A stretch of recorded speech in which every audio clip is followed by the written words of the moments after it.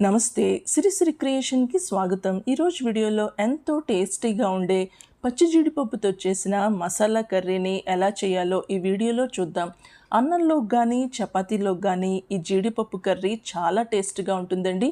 Simple curry కానీ taste మాత్రం అద్భుతంగా ఉంటుంది. ఈ రెసిపీ వీడియో మీకు నచ్చితే గనక వీడియో కింద రైట్ సైడ్న సబ్స్క్రైబ్ బటన్ ఉంటుంది. మర్చిపోకుండా ఆ సబ్స్క్రైబ్ బటన్ని ప్రెస్ చేయండి. ఛానల్ని లైక్ చేయండి, మీ ఫ్యామిలీకి కానీ ఫ్రెండ్స్కి కానీ షేర్ చేయండి. ముందుగా ఈ పచ్చి జీడిపప్పు మసాలా కర్రీకి 3 పెద్ద ఉల్లిపాయలని తీసుకొని తర్వాత 2 పెద్ద టొమాటోలని తీసుకొని ఈ టొమాటోల్ని ఫైన్గా పేస్ట్ చేసుకోవాలి. తర్వాత ఒక కడాయి తీసుకొని కాస్త నూనె వేసి ఈ నూనె వేడెక్కిన తర్వాత ముందు చూపించిన ఉల్లిపాయలు ఉన్నాయి కదండి, వాటిని సన్నగా కట్ చేసుకొని వేసుకోవాలి. తర్వాత ఒక 4 పచ్చిమిరపకాయలని చీలికలుగా చేసి ఈ ఉల్లిపాయలతో పాటు వేగించుకోవాలి. ఈ ఉల్లిపాయల్ని ఫైన్గా బాగా రోస్ట్గా వేగించుకోవాలి కలర్ మారేంత వరకు. తర్వాత 15 నుంచి ఒక 20 కరివేపాకుని ఇందులో యాడ్ చేసుకోవాలి. ఈ కర్రీకి కరివేపాకు వేయటం వల్ల చాలా మంచి టేస్ట్ వస్తుందండి, మంచి సువాసన వస్తుంది గ్రేవీ. ఫ్లేమ్ని మీడియంలోనే ఉంచి ఇలాగా ఉల్లిపాయలు రోస్ట్గా మారేంత వరకు వేగించుకోవాలి. ఈలోపు మసాలా తయారు చేసుకుందాం.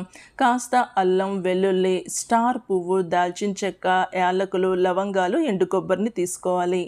ఇప్పుడు ఒక మిక్సీ జార్లో ఒక 2 ఇంచుల అల్లం, ఒక 8 వెల్లుల్లి రెబ్బలు, తర్వాత స్టార్ పువ్వు ఒకటి, దాల్చిన చెక్క, తర్వాత 2 యాలకులు, ఒక 3 లవంగాలు వేసుకోవాలి. తర్వాత కాస్త ఎండు కొబ్బరిని వేసి ఇందులో 1 టీ స్పూన్ ధనియాలు, ఒక 1/2 టీ స్పూన్ జీలకర్రని వేయాలి.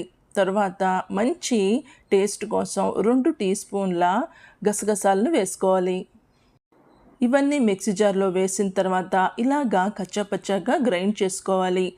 ఇలాగా కచ్చపచ్చగా గ్రైండ్ చేసిన తర్వాత మళ్ళీ ఇందులో కాస్త నీళ్లు పోసుకొని ఫైన్గా ఇంకోసారి పేస్ట్ చేసుకోవాలి. ఇలాగ మెత్తగా ఫైన్గా పేస్ట్ చేసుకుని ఉంచుకోవాలి. ఇవి పచ్చి జీడిపప్పు అండి, నీళ్ళల్లోనే ఉంటాయి. ఈ పచ్చి జీడిపప్పు మార్కెట్ నుంచి తెచ్చాను. ఇవి అమ్మేటప్పుడు ఈ జీడిపప్పుని నీళ్ళల్లోనే స్టాక్ చేసి అమ్ముతారు. మనకి ఇచ్చేటప్పుడు కూడా ఒక క్యారీ బ్యాగ్లో నీళ్లు పోసి ఈ నీళ్ళల్లో జీడిపప్పు వేసి ఇస్తారు. ఈ జీడిపప్పు విడిగా ఉంచితే గనక వాసన వచ్చి పాడైపోతాయండి. అందుకని మనం నీళ్ళల్లోనే స్టోర్ చేసుకోవాలి. నీళ్ళల్లోనే స్టోర్ చేసి ఫ్రిడ్జ్లో పెట్టుకోవాలి.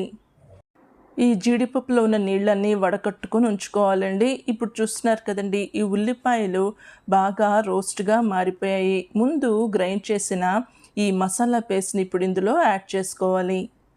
ఈ మసాలా పేస్ట్లో ఎండు కొబ్బరి, గసగసాలు వేసాం కాబట్టి కర్రీకి చాలా మంచి ఫ్లేవర్ వస్తుందండి, చాలా టేస్ట్గా ఉంటుంది. ఇప్పుడు ఇందులో ముందు గ్రైండ్ చేసిన టొమాటో పేస్ట్ని యాడ్ చేసుకోవాలి. ఇప్పుడు కర్రీకి తగినంత ఉప్పు వేసి కాస్త పసుపు వేయాలండి.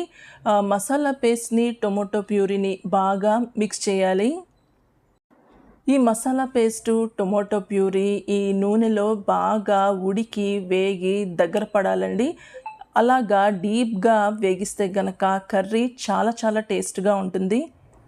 ఈ జీడిపప్పు కర్రీ కాస్త ఘాటుగా ఉంటేనే బాగుంటుందండి. గ్రేవీ బాగా వేగి నూనె సెపరేట్ అయిపోయి రావాలి. ఒక 5 నుంచి 8 నిమిషాల వరకు మూత పెట్టేసి మధ్య మధ్యలో చూసుకుంటూ గ్రేవీ దగ్గర పడేంత వరకు ఉడికించాలి. కాసేపటి తర్వాత ఓపెన్ చేశానండి. నూనె సెపరేట్ అయిపోయి వచ్చేసింది. గ్రేవీ బాగా దగ్గర పడ్డది.